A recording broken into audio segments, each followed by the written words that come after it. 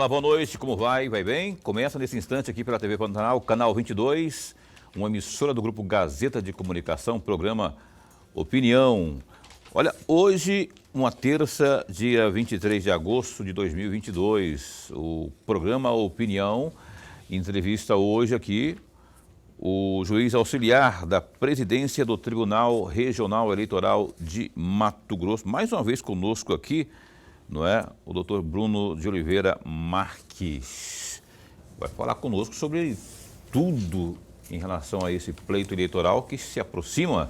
Na verdade, já começou, porque a campanha propriamente já está em curso, né? Os candidatos estão correndo com os números, né? Aí nos mini-dó, onde é possível, onde a legislação permite, não é? Veículos e tudo mais, na internet. Vamos falar sobre isso, as regras propriamente, não é? Os cuidados que a Justiça Eleitoral está tomando para minimizar aí os problemas relacionados a esse pleito de 2022. Lorenberg, boa noite. Boa noite, Paulo Coelho, e um grande abraço, mas um grande abraço mesmo a todos os nossos telespectadores, a razão maior do nosso programa. Verdade, é você que acompanha o programa Opinião também pela internet, www.gazetadigital.com.br e também pela página no Facebook da TV Pantanal. Obrigadão pelo carinho da companhia, boa noite, obrigado. E a gente acompanha, espera, não é, na verdade, a gente espera a sua participação também via WhatsApp 99932-2529. Doutor Bruno, boa noite, bom tê-lo aqui. Eu quero antes, porém, de dizer o seguinte. Paulo, mas vocês não estão noticiando ou anunciando aí que estão fazendo uma rodada de entrevistas com os candidatos ao governo do Estado? Sim, nós estamos. Nós convidamos, né? Faz necessário dizer que foi convidada para vir aqui hoje a candidata pelo PV, Márcia Pinheiro. Ela se declinou, não é? A justificativa não nos chegou até este momento, né, Caroline? Só me fala aí se eu estiver falando alguma coisa aqui que não esteja no contexto. A informação que nós tivemos que ela, por agendamentos outros, não é? Ela declinou de vir aqui. A gente respeita. Sim, a Caroline está dizendo assim que ela optou por ir no lançamento da candidatura do filho dela, que é o Emanuelzinho, que já é deputado federal e que hoje está lançando sua campanha propriamente aí, não é, a reeleição. E ela optou por ir lá ao invés de vir aqui. Só eu lamento porque os assessores participaram de um sorteio, tudo organizadinho, a gente tem programação, a gente tem responsabilidade com o nosso telespectador. Olha, poderia muito bem falar, não, nesse dia a gente não vai poder porque o Emanuelzinho, enfim. Mas enfim, a gente respeita. E o doutor Bruno está aqui conosco, é até bom que a gente vai falar aqui sobre as regras propriamente. Doutor Bruno, já tem dor de cabeça nesse momento? O jogo começou já.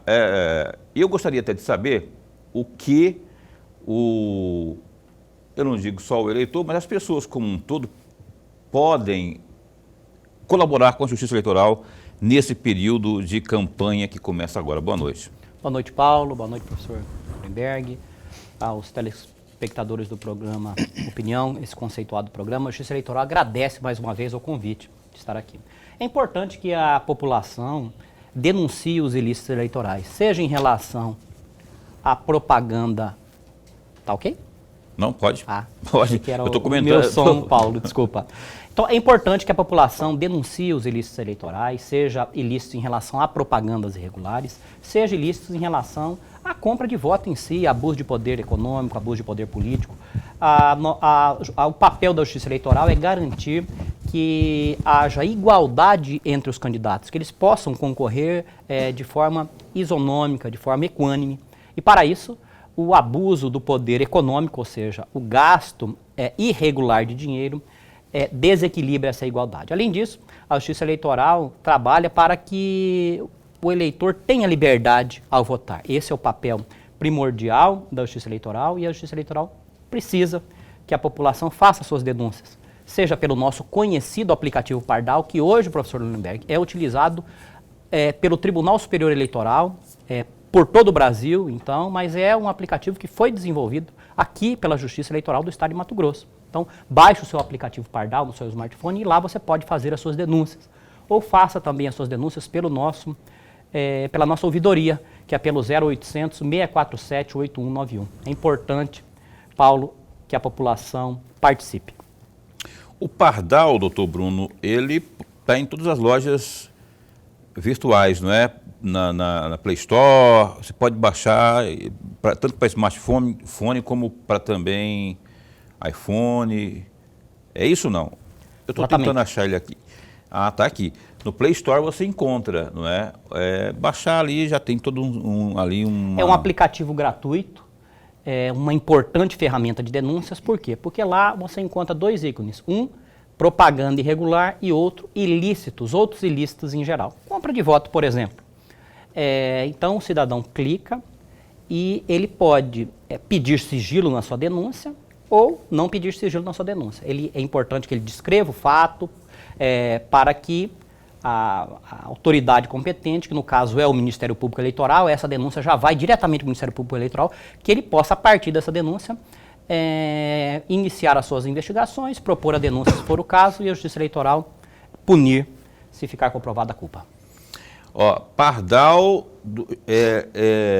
Justiça Eleitoral 2022, está aqui, você pode baixar ele, estou instalando inclusive o meu, nesse exato momento aqui, até para seguir essas orientações aqui que o doutor Bruno de Oliveira está nos passando.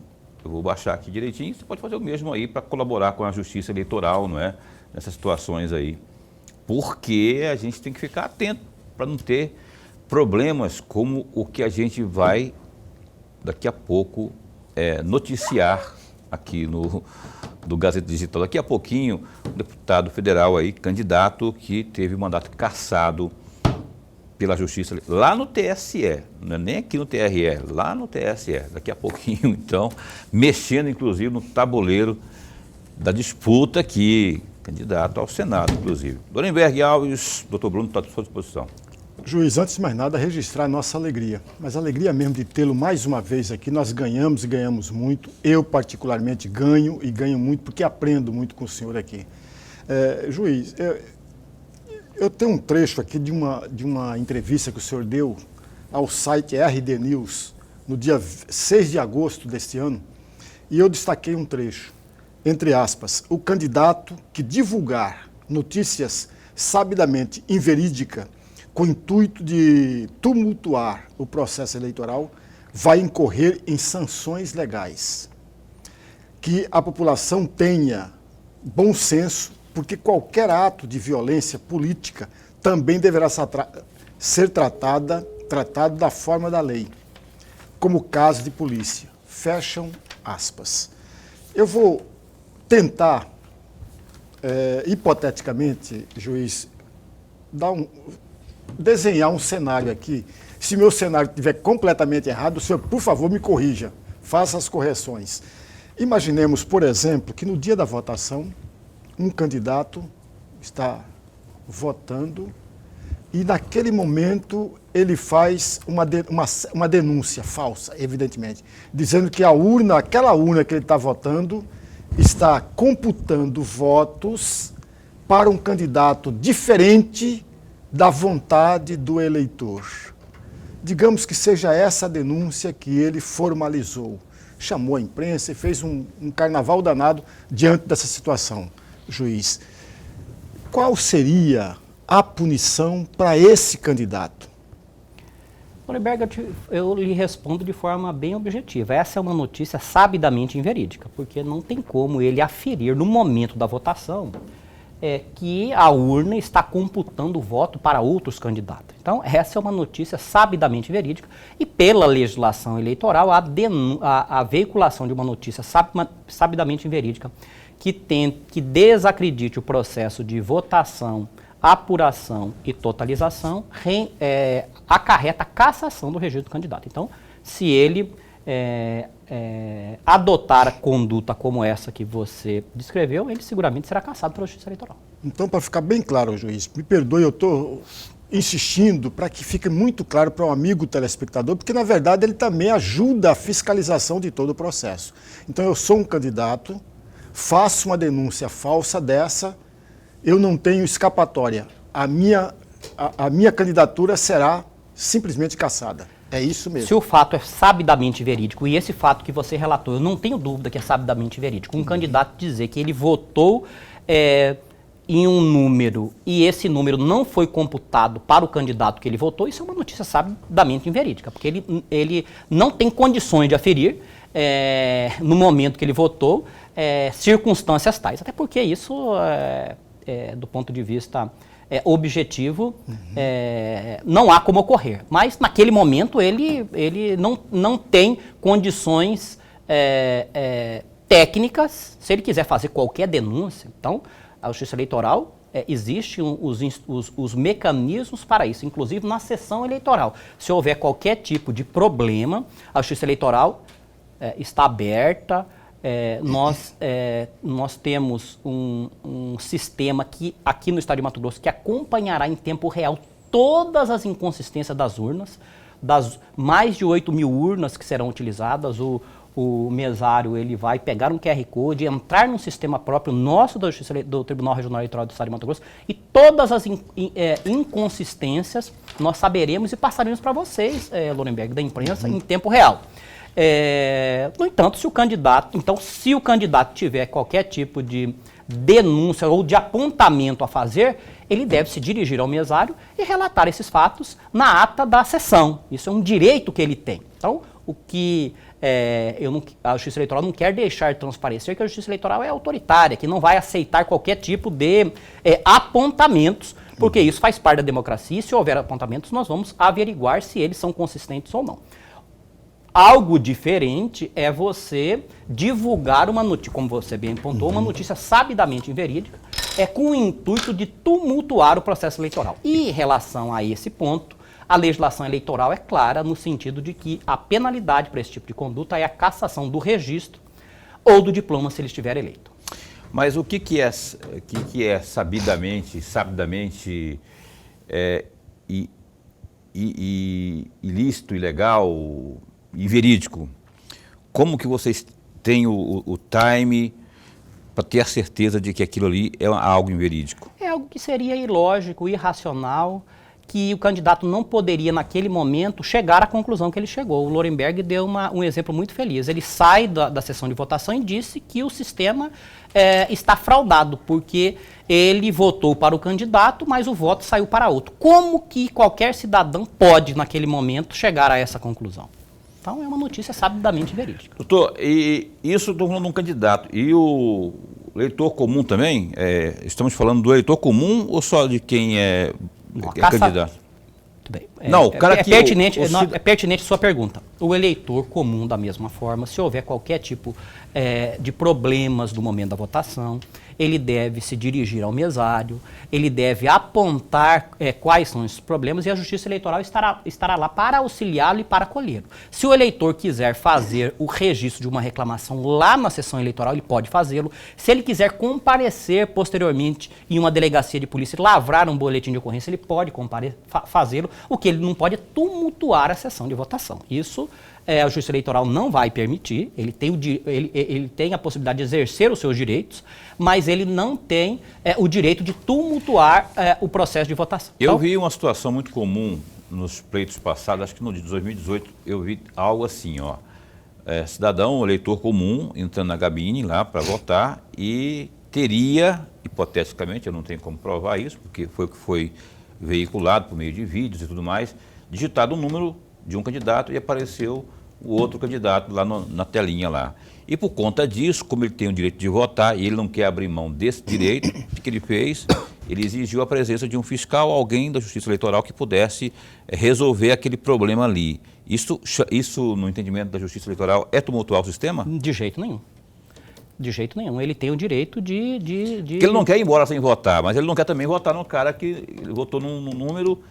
Hipoteticamente, porque isso aí Se estiver existindo algum tipo de problema, ele tem todo o direito de solicitar o auxílio. Agora, a Justiça Eleitoral tem um tempo para esse candidato votar. A partir do momento que a Justiça Eleitoral diga que o tempo já transcorreu e que ele deve sair da sessão de votação, ele deve obedecer esse comando. Agora, em relação às eleições de 2018, nós tivemos um problema que foi detectado, e até esses vídeos que circularam depois, se pôde comprovar isso. O eleitor, ele tentava votar para presidente, por exemplo, antes do momento de computar o voto para presidente, porque o voto para presidente é o último voto que você computa. O que a Justiça Eleitoral fez nessas eleições, Paulo, para que isso não ocorra normalmente? O mesário, ele vai saber em qual candidato o eleitor está votando, a ordem de votação. Não o candidato em si, obviamente, porque o voto é sigiloso. Então, o eleitor vai estar na cabine de votação e o mesário, pelo seu sistema, ele vai averiguar se ele está votando para deputado estadual, para federal, para senador, governador ou presidente. Então, esse mecanismo, que é um mecanismo simples, já vai evitar este tipo de problema. Porque quando o eleitor diz, olha, eu estou votando e não está saindo a foto, o mesário vai poder orientá-lo, dizendo, olha, o senhor está votando, mas é para deputado federal, por exemplo. Além disso, os eleitores apertavam rapidamente o confirma. Votavam num candidato a presidente, por exemplo, que são 2 números, e apertavam rapidamente o confirma. O que acontecia com isso? Os senhores que são entendidos de sistema político, ele estaria votando para a legenda e não para o candidato à presidência da República. Nós sabemos, Lorenberg, que muitos candidatos no Brasil foram eleitos pela legenda.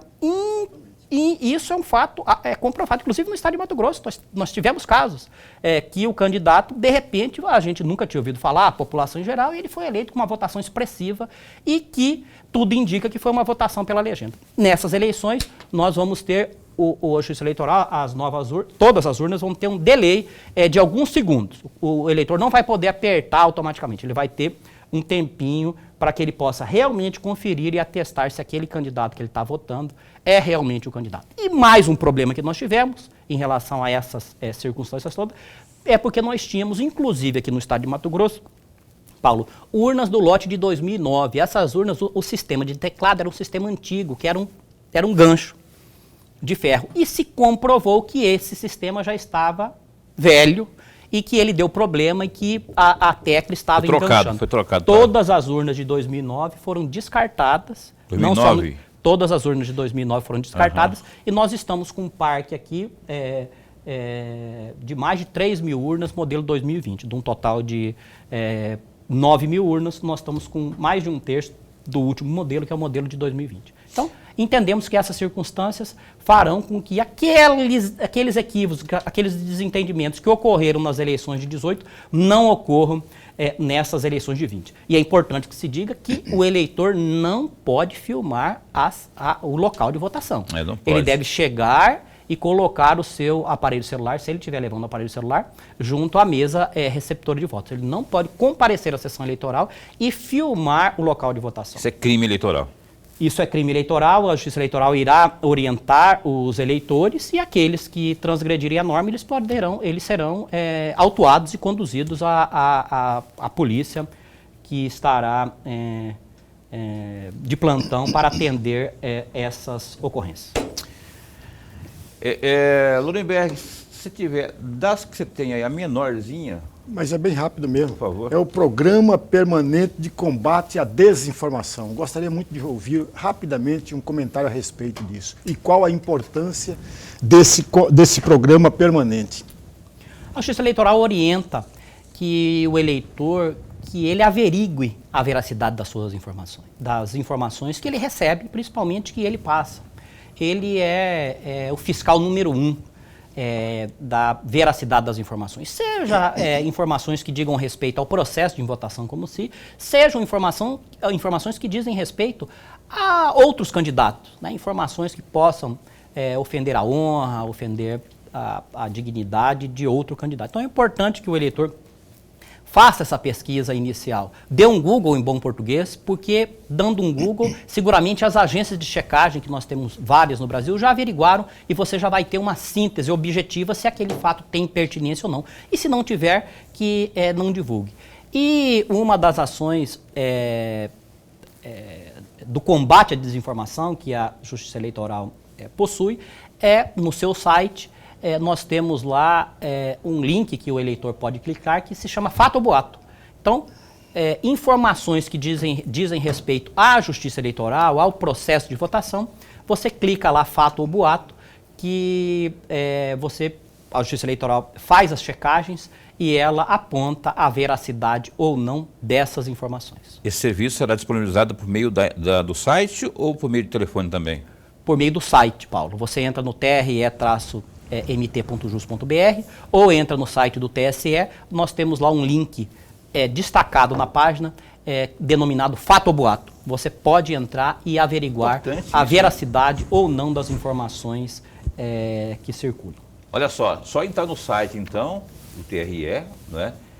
E você vai ver esse dispositivo lá para que você possa se tirar suas dúvidas, dirimir suas dúvidas, né? Se tem dúvida, mas isso procede, não procede, aí lá você vai ter essa oportunidade de esclarecer tudo certinho. Bom, a opinião vai dar um tempo para o primeiro intervalo comercial e volta num instante só.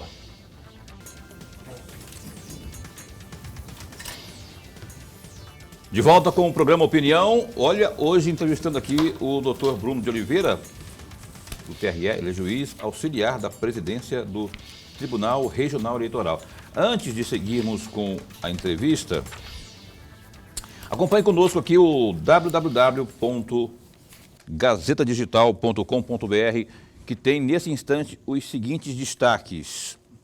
A gente fala aí, por exemplo, da questão da pandemia, que é assunto que a gente sempre destaca aqui, né, Caroline? É pandemia? Hoje não tem pandemia? A Caroline não tirou a pandemia de hoje, né? Caroline, olha só, esse assunto aqui que eu até fiz uma alusão a ele no bloco anterior, o Tribunal Superior Eleitoral, TSE, cassou por unanimidade o mandato do deputado federal Nery Geller, do Partido Progressista, por abuso de poder econômico nas eleições de 2018, durante julgamento na noite desta terça, dia 23. Com a decisão, o parlamentar foi declarado inelegível por 8 anos e não poderá disputar a vaga no Senado Federal, conforme vinha trabalhando nos últimos meses. No parecer, o ministro Mauro Luiz Campbell determinou que a decisão de inelegibilidade já passasse a valer antes da publicação do acórdão. No processo, o Ministério Público Federal acusou Geller de ter realizado doações na campanha de 2018 que totalizaram R$1.327.000 em favor de 11 candidatos que concorreram ao cargo de deputado estadual. Tais doações, somadas aos próprios gastos de sua campanha, que foram declarados ao valor de R$2.400.000, ultrapassariam o limite dos gastos de campanha estipulados em R$2,5 milhões. A doação de R$1.300.000 teria extrapolado o valor permitido para doação, que é 10% de seus rendimentos brutos. Abre aspas, some-se a isso que o réu não comprovou a licitude da origem de todos os recursos empregados nessa manobra, havendo dúvidas razoáveis sobre boa parte dos valores doados, conforme aqui se demonstrará, o que certamente espera-se ver sopesado no deslinde da questão, fecha aspas, disse aí o procurador. As doações de Geller contribuíram para eleger os deputados Faisal Khalil, do PV, Nininho, do PSD, Wilson Santos, do PSDB e Eliseu Nascimento, do DC. Comportamento do requerido veio a ser decisivo para, então, o resultado do pleito do deputado estadual. No caso de deputado estadual, pois foi, então, o principal responsável pelo financiamento das vitoriosas campanhas de 4 candidatos de bases políticas distintas e de diversas das suas, fecha aspas. Tá certo, tá aí. Ó, tem mais um destaque aqui. 13 técnicos da Polícia Federal, entre delegados, papiloscopistas e também peritos, iniciaram nesta segunda-feira, dia 22, uma série de inspeções nos códigos-fonte da urna eletrônica e também no sistema eletrônico de votação. Os testes acontecem no Tribunal Superior Eleitoral, TSE, e vão até a próxima sexta-feira, dia 26. Código-fonte é o conjunto de comandos e também instruções escritos em linguagem para computadores que integram um programa capaz de acionar o funcionamento de equipamentos eletrônicos, além de ser obrigatória a abertura desses dados do sistema de votação, é realizada antes de cada eleição e é uma das ações iniciais do chamado ciclo transparência eleitoral. Está aí no www.gazetadigital.com.br. São assuntos que eu vou colocar na mesa aqui, começando com você, Lorenberg. Balançou, mexeu ou embaralhou, bagunçou tudo o tabuleiro eleitoral com esse negócio do Nery, porque agora é TSE, meu caro, agora o negócio pegou mesmo, né? Mas ele poderá continuar fazendo campanha, vai recorrer ao Supremo Tribunal Federal. Eu acho pouco provável que ele irá conseguir essa liminar. Essa que é a questão. Bem simples. Está em cima da hora, Paulo. Nós temos 44 dias que nos distancia do dia da eleição. É muito. Pois é, mas mesmo que ele, mas mesmo para ele, isso nocauteia, né? Porque você tem 2 desgastes. Tem o desgaste jurídico, que demora um pouco mais, mas tem o desgaste político que é imediato. O desgaste político, além de ser imediato, é muito difícil para você romper e acabar e apagar esse desgaste político. Doutor, agora falando, doutor Bruno de Oliveira, quanto a essa questão técnica propriamente, não é? Já houve uma situação aqui no TRE e lá no TSE confirmou-se a cassação. Essa questão do recurso que citou aqui Lorenberg Alves, como que se dá tecnicamente isso, no caso do Nery Geller? O candidato que é confirmado uma cassação, o cidadão em que é o candidato, sendo eleito ou não, em que é confirmado uma cassação, então 2 tribunais ou 2 órgãos da justiça, o primeiro e segundo grau, ou o segundo grau e o grau superior, que é o terceiro grau, confirmam, porque o segundo grau julga primeiramente, digamos assim, em bom português, antes de um juiz de primeira instância. Porque no caso de deputado federal, estadual, senador e governador, quem julga primeiramente os registros, nós estamos vendo aqui agora, são os tribunais regionais eleitorais. Então, o tribunal julga o registro e também julga representações em face de eventuais ilícitos. Então, nesse caso específico, o Tribunal Regional Eleitoral do Estado de Mato Grosso absolveu o candidato por 6-1. Houve o recurso, o Tribunal Superior Eleitoral agora então deu provimento, pelo que você noticia, Paulo, cassando o mandato do deputado e então candidato. Pela legislação eleitoral, a partir de hoje, como você leu, ele está inelegível.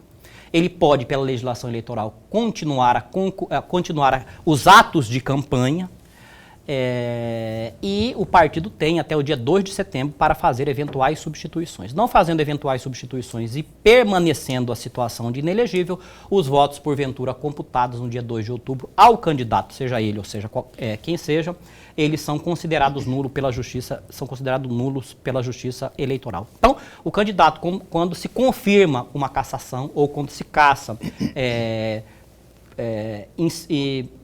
quando se confirma ou quando se cassa, quando se tem uma segunda decisão, ou cassando ou confirmando a cassação, ele automaticamente está inelegível e ele precisa, para suspender um simples recurso dessa decisão, não suspende a inelegibilidade, em bom português. Um simples recurso não suspende a inelegibilidade. Então o TRE não vai ser só esse recurso, até mencionado aqui pelo Lorenberg, ele não vai salvar em nada, não vai aliviar em nada. Hipoteticamente, se um candidato... Se ele acontecer, né? Porque, né? Hipoteticamente, para não falar do caso concreto, se um candidato a prefeito é cassado em primeiro grau e ele recorre, o tribunal, esse recurso suspende a perda do mandato dele, a cassação automática. Quando o Tribunal Regional Eleitoral confirma essa cassação, se confirmar, ele automaticamente está cassado e está inelegível. Para que ele consiga permanecer no mandato, aí ele tem que entrar com recurso a um tribunal superior e ele deve comprovar nesse recurso que esse recurso ao Tribunal Superior ele não suspende automaticamente a cassação,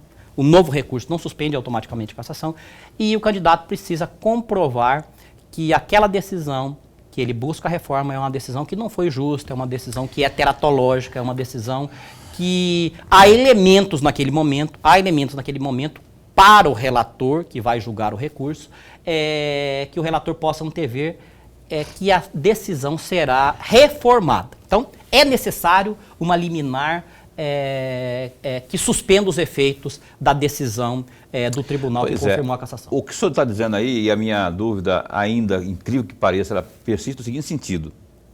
O Tribunal Superior que o senhor falou, né? Esse Tribunal Superior aí seria, é o TSE propriamente ou é o STF?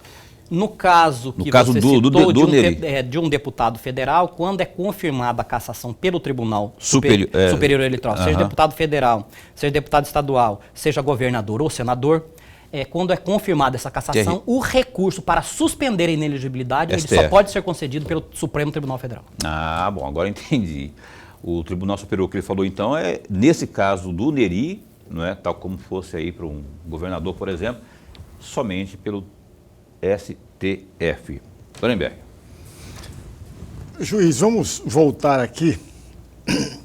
Tem um trecho de uma fala no site O Bom da Notícia, no dia 22 agora, juiz, do desembargador Carlos Alberto. Ele diz o seguinte, entre aspas, há uma falsa sensação de que a Justiça Eleitoral não está punindo as irregularidades e ilícitos da propaganda eleitoral. Mas observem que essa instituição tem a cada ano investido em aparelhos tecnológicos, sistemas avançados e ações inovadoras para fins de fiscalização. Não vamos tolerar o uso do horário eleitoral para a realização de ataques infundados, pessoais e propaganda e fake news, de fake news. Eu pergunto ao senhor, além de um comentário, de fato, a Justiça Eleitoral está de olhos bem abertos e ouvidos bem abertos para acompanhar para e passo tudo isso, juiz, ou não? Além do comentário que eu gostaria muito de ouvi-lo a respeito. A Justiça Eleitoral... Você citou uma fala do desembargador Carlos Alberto e o desembargador Carlos Alberto na presidência do Tribunal Regional Eleitoral. Citamos aqui duas ações muito específicas voltadas à prevenção e ao combate dos ilícitos eleitorais. Uma ação inédita foi a criação da Câmara Técnica de Inteligência, que é uma parceria do Tribunal Regional Eleitoral, é inédita, não existe no Brasil, do Tribunal Regional Eleitoral com diversos órgãos de segurança e de inteligência. Então, hoje, Lorenberg, nós temos analistas dentro do Tribunal Regional Eleitoral, coordenado por analista da ABIN, junto com analistas da Polícia Federal, conversando com a inteligência do Exército, analistas também da Polícia Civil, enfim, de todos os órgãos de segurança, levantando informações sobre fake news. Um dos relatórios de inteligência, que foi até publicado pelo site do Tribunal Regional Eleitoral, diz respeito a uma mensagem de WhatsApp que dizia que uma eleitora, ela se chamava Licínia Carme. Isso foi a nossa Câmara Técnica de Inteligência, que dizia que ela era mesária, isso circulou nos grupos de WhatsApp, e que ela teria sido alertada em um treinamento de que se ela não votasse se ela votasse só para o Bolsonaro, se ela votasse só para o candidato Bolsonaro e não para os demais, é que o voto não seria computado. A Câmara Técnica de Inteligência fez averiguações e constatou que a Lucinéia era uma pessoa que existia, ela tinha o perfil aberto, usaram do perfil dela para divulgar uma notícia falsa. Porque essa é uma notícia sabidamente inverídica que muitas vezes circula pelos grupos de WhatsApp e os indivíduos, sem uma maior reflexão, sem um maior senso crítico, assumem como se fosse verdadeira. E ela mesmo desmentiu em um grupo que ela possui, de LinkedIn, que é um grupo profissional dela. Ela desmentiu, inclusive ela disse que jamais foi mesária. Então nós temos essa Câmara Técnica de Inteligência fazendo esses levantamentos, inclusive no que diz respeito a fake news, fazendo Perdoe, com todo esse corpo de analistas que o senhor mencionou? Exatamente. As informações que chegam para eles, que eles entendem que são relevantes, eles fazem essa análise dentro do Tribunal Regional Eleitoral para verificar a pertinência ou não daquela mensagem. Além disso, eles têm acesso a todos os sistemas internos da Justiça Eleitoral, o acesso mais avançado, digamos assim, verificam denúncias no Pardal, verificam denúncias na ouvidoria, fazem um levantamento e a compilação desses dados e enviam para as autoridades competentes, e ali já está a Polícia Federal, ali já está a Polícia Civil. Entendi. Porque nós estamos em uma eleição geral, e essa eleição geral significa que o candidato que praticar um ilícito em Cuiabá, ele pode estar praticando esse mesmo ilícito lá em Alta Floresta. Então é importante que a inteligência saiba, levante esses dados e faça um encaminhamento conjunto para a investigação e apuração, e que esses órgãos trabalhem conjuntamente, que não se abra um inquérito para investigar lá em Alta Floresta pela Polícia Civil e se abra um inquérito pela Polícia Federal aqui em Cuiabá. Então é importante esse trabalho conjunto. E além disso, foi criado também pelo desembargador Carlos Alberto, publicou uma portaria de fiscalização concomitante dos gastos, Paulo e Lorenberg. O que significa isso? Uma ação inédita também. Os auditores da Justiça Eleitoral, eles vão sair a campo para averiguar os gastos de campanha dos candidatos. Então eles vão comparecer nos comitês, eles vão aos atos de campanha, eles vão fazer o cara crachá para verificar se aquele cabo eleitoral que está lá na rua balançando bandeira, se ele não é caixa 2 de campanha. A Justiça Eleitoral não vai aguardar uma prestação de contas formal. Ela vai sair a campo para verificar se o que eles declararam realmente corresponde àquele retrato que a Justiça Eleitoral vai a campo averiguar. Então para responder a sua pergunta, são duas ações que a Justiça Eleitoral entendem que vão ao encontro do que a população mato-grossense espera, que é de ter uma Justiça Eleitoral firme, uma Justiça Eleitoral que fiscaliza e pune, se for o caso, eventuais ilícitos. Intervalo comercial, a gente volta com esse assunto ainda daqui a pouquinho, um instante só. O Opinião está de volta, hoje entrevistando aqui o juiz eleitoral, aliás, o juiz auxiliar da presidência do Tribunal Regional Eleitoral, mais uma vez com a gente aqui, Bruno de Oliveira Marques. Doutor Bruno, essa estrutura que o senhor falou é Câmara Técnica, como é que é o nome que o senhor falou mesmo? Câmara Técnica de Inteligência. Essa Câmara Inteligente, ela é composta por quantas pessoas? Porque eu fico pensando assim, a demanda é muito grande, ainda mais em eleições gerais, não é? Como que vai ser possível, evidente que espera-se contar com a colaboração das pessoas, com denúncias e tudo mais, mas há material humano para tudo isso, para atender a toda a demanda? E outra coisa, das forças de segurança, PM, PJC e PF estarão à disposição também dessa estrutura do pleito eleitoral? Em relação à segurança das eleições, nós temos um gabinete de gestão integrada que congrega todas as forças, estamos trabalhando conjuntamente para garantir a segurança das eleições. A Justiça Eleitoral trabalha conjuntamente com essas forças para garantir a segurança das eleições e a prevenção de ilícitos. A Câmara Técnica de Inteligência, ela auxilia nesse planejamento e nessa gestão, e ela é formada por 5 analistas da Agência Brasileira de Inteligência, ABIN, e da Polícia Federal. Mas eles o órgão de inteligência conversa com todos os organismos de segurança existentes no nosso país, com o Exército, com a Polícia Militar, com a Polícia Civil, que também integra, mas de ordinário nós temos 5 agentes que atuam. É importante que mas não é muito pouco, não? 5 não é muito pouco? O grupo de inteligência faz o levantamento das informações, eles não fazem a apuração dessas informações, Paulo. Então, nós contamos. O que é importante é que se tenha um mapa de todas essas denúncias, que haja uma coordenação de todas essas denúncias, que nós saibamos o que está acontecendo, onde, como e porquê, e que essas denúncias sejam encaminhadas para quem de direito, Polícia Federal, Polícia Civil, e para que esses órgãos de segurança trabalhem em conjunto. Não abra investigação a Polícia Civil em Cuiabá para investigar um fato e a Polícia Federal abra uma investigação para investigar o mesmo fato lá em Barra do Garças, por exemplo. Então, a inteligência ela tem por objetivo alinhar essas ações de inteligência e de enfrentamento aos ilícitos eleitorais. Juiz, tem uma outra fala aqui, e desta feita é do senhor, no dia 23 desse mês, no site Max Notícia, o TRE e toda a sociedade e os partidos se fiscalizam e, havendo publicização de qualquer conduta irregular, isso chega ao tribunal.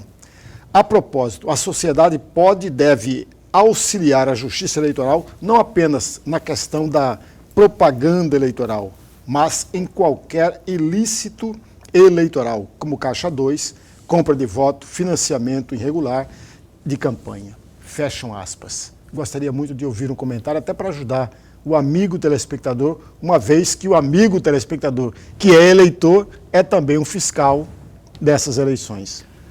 As eleições, a escolha de candidatos é a base de uma sociedade democrática, uma sociedade livre. Então, se você macula esse processo, automaticamente você vai estar maculando os representantes que vão discutir as questões que são afetas a nós, sociedade. Então, é importante que nós tenhamos toda a atenção nesse momento, que nós não nos corrompamos, que o eleitor não receba recurso para fazer propaganda, não receba recurso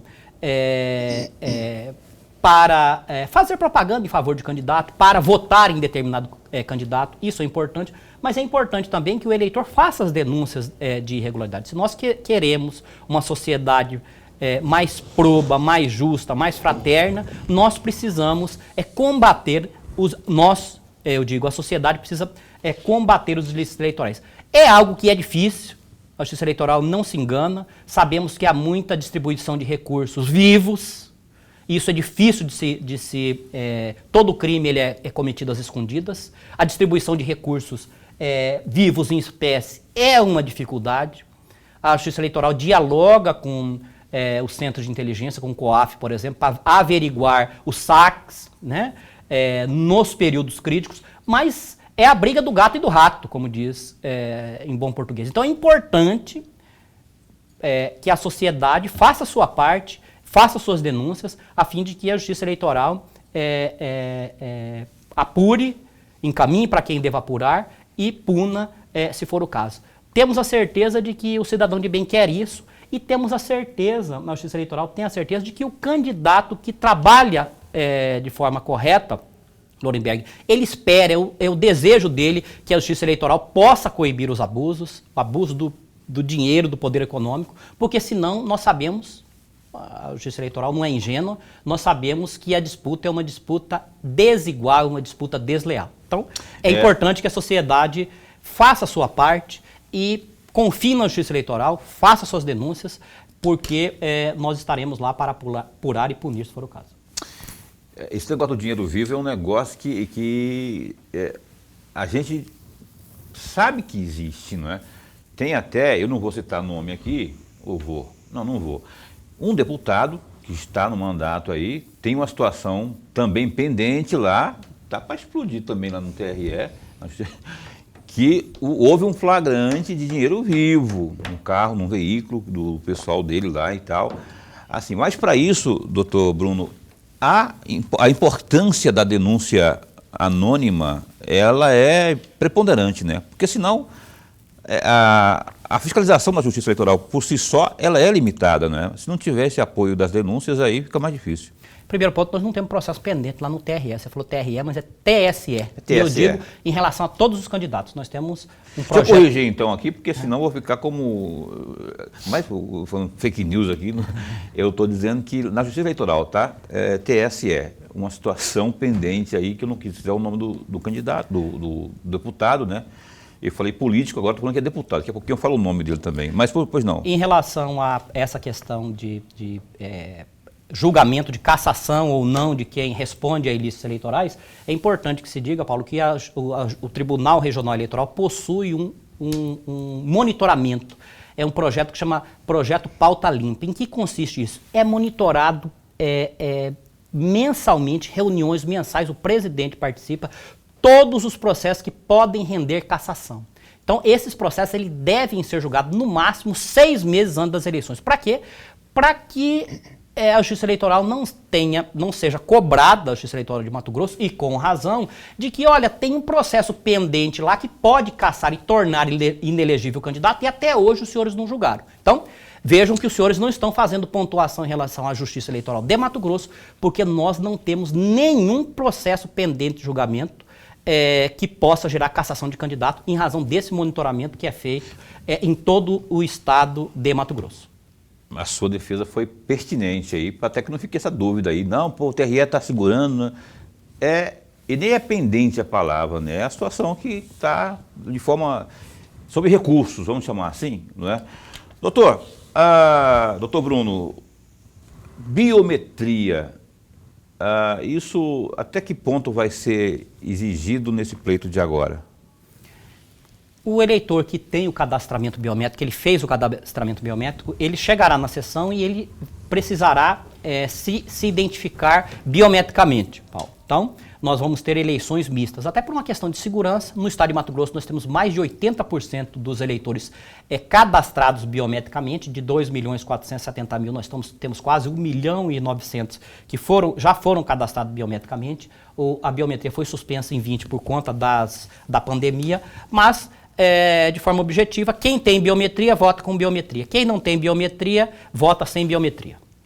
Sobre os locais, as mudanças dos locais aí de votação, o que isso pode dizer aí? Se haverão muitos casos? É importante que o eleitor, a Justiça Eleitoral orienta que o eleitor entre no aplicativo e-título e verifique se houve alguma mudança no seu local de votação. O aplicativo e-título está lá, a sua sessão eleitoral, e se houve mudança.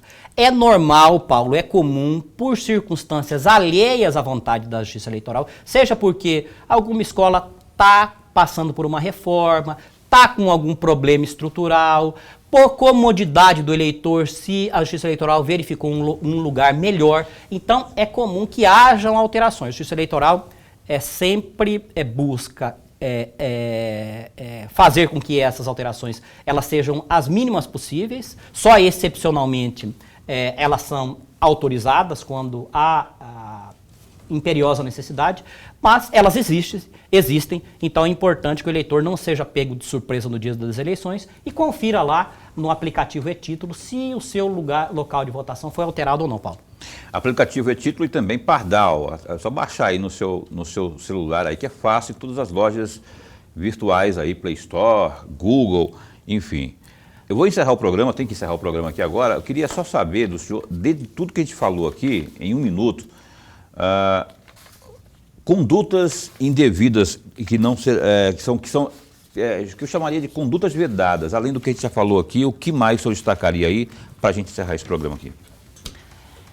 O principal é que o eleitor não receba nenhuma vantagem para votar em candidato, seja para colocar um adesivo no seu carro, seja para colocar uma placa, uma faixa na sua casa. Isso é importante. Você diga. Em relação a isso, a Justiça Eleitoral, a legislação eleitoral se preocupa com a privacidade do eleitor, então você não pode, Paulo, o eleitor não pode receber mensagem no seu WhatsApp sem a sua autorização. Então, se ele receber, ele tem que ter uma forma de descadastrar, dizer que ele não aceita receber essa mensagem. Além disso, não pode telemarketing, proibido telemarketing. Outra questão, poluição sonora. Fogos de artifício também é proibido. Ninguém aguenta fogos de artifício. Mas, então Maria, é proibido fogos de artifício. Poluição visual.